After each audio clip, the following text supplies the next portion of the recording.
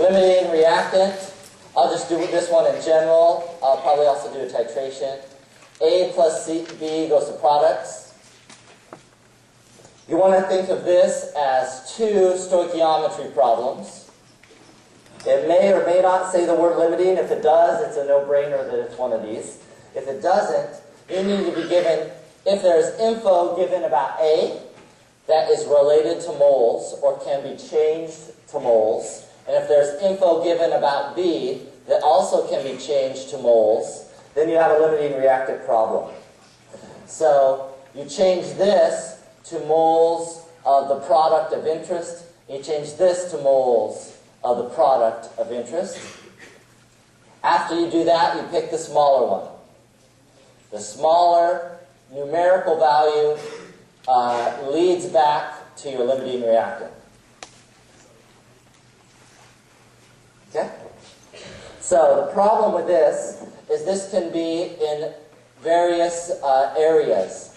You can have a pure stoichiometry problem, which is like moles, grams, etc.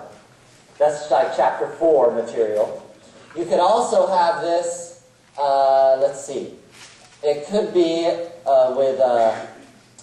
as a liquid, so you could have this with molarity and moles and volumes. Or you could have this as a gas problem also.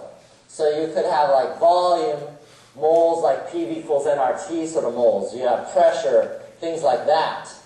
So it can come in any of those regimes because you can have reactions that are working as liquids or gases or whatever. It doesn't matter, you still solve it the same way. You always convert the given info to moles and then change it to moles of the product. You do it for both reactants. So if you have two or more reactants where information is given that is related to moles, you have a limiting reactant problem. These are all usually connected to a percent yield, where you have the actual divided by the theoretical times 100%. So that means theoretical, this is what you calculate. Okay, theoretical, the one I just boxed right there, that's the one you calculate. Actual, that's the one that they're going to have to give you in the problem. This percent yield problem should be less than what number? Yeah, less than or equal to 100, greater than, or equal to 0. Okay?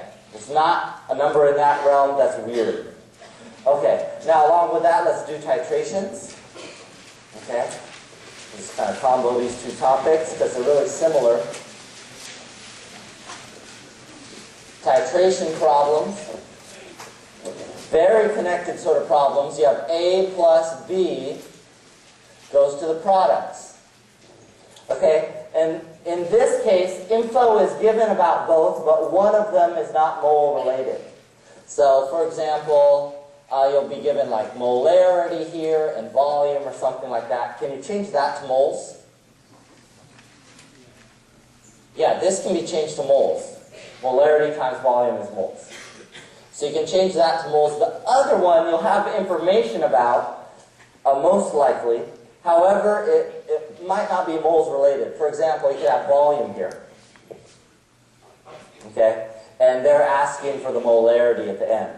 So what you do is you change the one that has the moles related to moles. Then you use the molar ratio